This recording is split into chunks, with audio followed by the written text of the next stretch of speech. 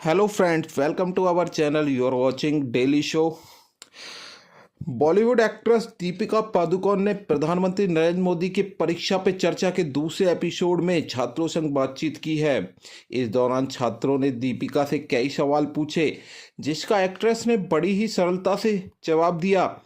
इसी दौरान कुछ छात्रों ने दीपिका से डिप्रेशन को लेकर सवाल किया, जिसके बाद उन्होंने छात्रों को अपनी डिप्रेशन वाली कहानी सुनाई। दीपिका ने बताया कि एक पल उनकी ज़िंदगी में ऐसा आया कि जब वो पूरी तरह से हार चुकी थी और जीना नहीं चाहती थी, लेकिन बाद में उन्होंने डिप्रेशन से लड़ने का फैसला किया।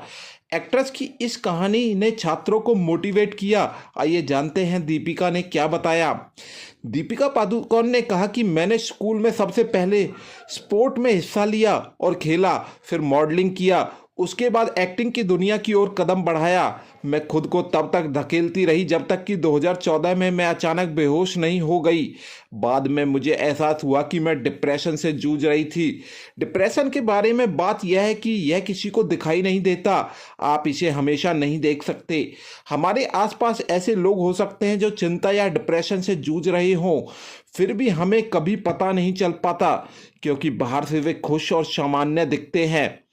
दीपिका ने आगे बताया कि मुंबई में अकेले रहते हुए उन्होंने लंबे समय तक चुपचाप डिप्रेशन से संघर्ष किया, लेकिन उनकी मां समझ गई कि मेरे साथ कुछ गलत हो रहा है और वो मदद के लिए आगे आई। उन्होंने कहा, जब मेरी मां मुझे देखने मुंबई आई, जिस दिन वो बेंगलोर के लिए निकल रही थी, मैं अचानक टूट गई। मेरे परिवार ने मुझसे मेरे काम के बारे में कई तरह के सवाल पूछे, लेकिन मैं बस इतना ही कह पाई, मुझे नहीं पता। मैं बस खुद को कमज़ोर और निराश महसूस करती हूँ। मुझे जीना ही नहीं है। शुक्र है कि मेरी माँ ने मेरे लक्षणों को पहचान लिया और मुझे मनोवैज्ञानिक से मिलने का सुझाव दिया।